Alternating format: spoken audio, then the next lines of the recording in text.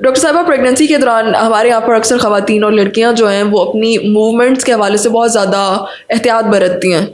वो वॉक को भी प्रेफर नहीं करती और सोच समझ के चलती भी हैं। तो ऐसे में क्या एक्सरसाइज कर सकता है कोई? करना चाहिए, नहीं करना चाहिए?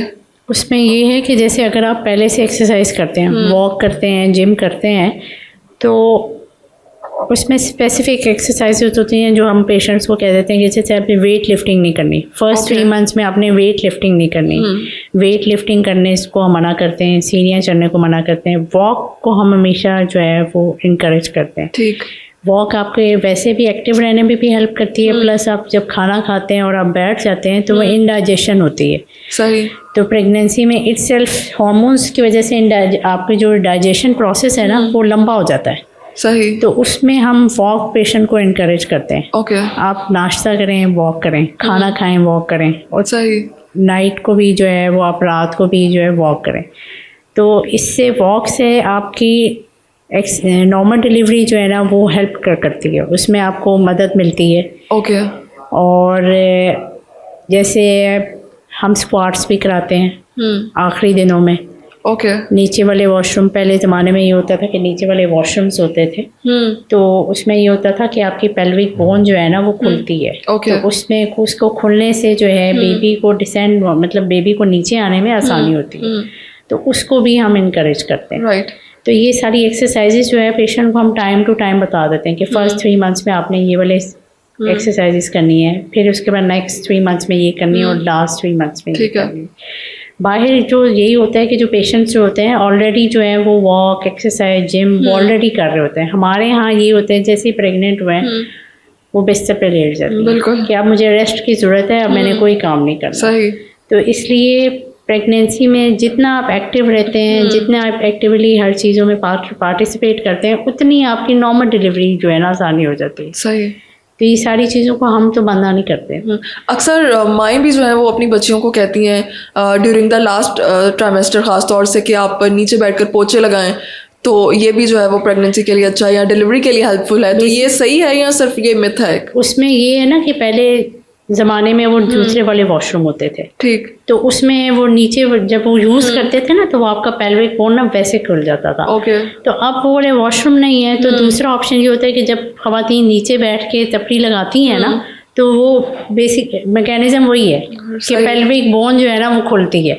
तो उसकी वजह से नॉर्मल डिलीवरी में आसानी होती है। सही। तो आप उसकी जगह स्क्वाट्स भी कर सकते हैं। ओके। मतलब ज़रूरी नहीं है कि आप तपड़ी लगाएं, पेशेंट्स के लिए मुश्किल वाला काम हो जाता है, तो आप स्क्वाट्स भी करा सकते हैं। ठीक। और जैसे आपने टेबल को बैठ के कर लिया, या आपके साथ हेल्पर होना चाहिए, क्योंकि कई दफ़ा ये होता है कि आप नीचे बैठ के जब उठते हैं तो वो उठा नहीं जाता, तो स्क्वाट्स करने से हेल्प होती है। ठीक। और कौन कौन सी एक्सरसाइज कर सकते हैं प्रेगनेंसी में?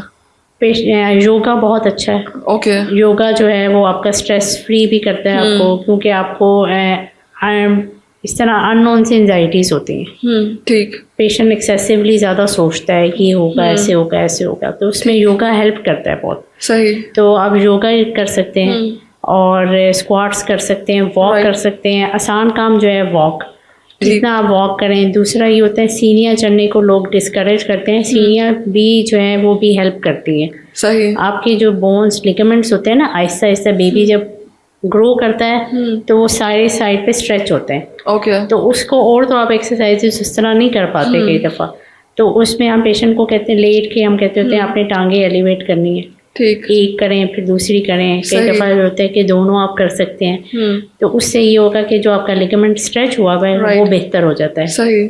लेग्स में क्रैम्प्स पड़ते हैं, तो वो टांगे स्ट्रेच करने से वो क्रैम्प्स जो है वो बेहतर हो जाते हैं। सही। तो ये इस तरह की मुख्तलिफ़ किस्म की एक्सरसाइजेज होती हैं जो हम पेशेंट को ओकेजनली बताते हैं कि आपने ऐसे करना है, अब अगर ये प्रॉब्लम हो गई इसमें ऐसे करना है। ठीक।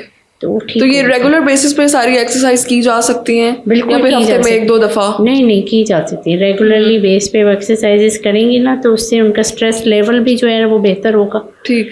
और उनको हेल्प भी मिलेगी इन सारी चीज़ों में फिर। ठीक है डॉक्टर साहब दूसरा सवाल मेरा ये है कि डिलीवरी के कितने टाइम के बाद मदर को जो है वो एक्सरसाइज शुरू कर देनी चाहिए, एक्टिव हो जाना चाहिए उन्हें? नॉर्मल डिलीवरी अगर आपकी हुई है तो आप चले के बाद जो है वॉक शुरू कर सकते हैं। आफ्टर 40 डेज, आफ्टर 45 मतलब 40-45 डेज के बाद आप वॉक भी कर सकते हैं, एब्डोमिनल एक्सरसाइजेस भी कर सकते हैं।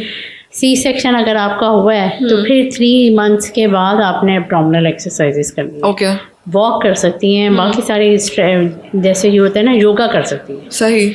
योगा में तो आपने वो आपकी ब्रीदिंग एक्सरसाइजेस है ना तो वो आप कर सकती हैं। सही। एब्डोमिनल एक्सरसाइजेस वेट लिफ्टिंग की 3 मंथ्स के बाद करनी है। ओके, 3 मंथ्स के बाद सेफ है, उसके बाद कर सकते हैं आप? बिल्कुल कर सकते हैं। ओके। एक्सरसाइजेस वैसे भी आपको हेल्प करते हैं आपके एक्टिव, आपके देखें ना आप एक्सरसाइजेस अगर आप कंटिन्यू रखें ना और आपका खाना जो है वो भी आपका जंक ना हो तो आपको प्रॉब्लम्स बहुत देर बाद जाके आएंगी। जीन्स में अगर हैं तो आएंगे, अदरवाइज नहीं आएंगे। ओके, बहुत शुक्रिया।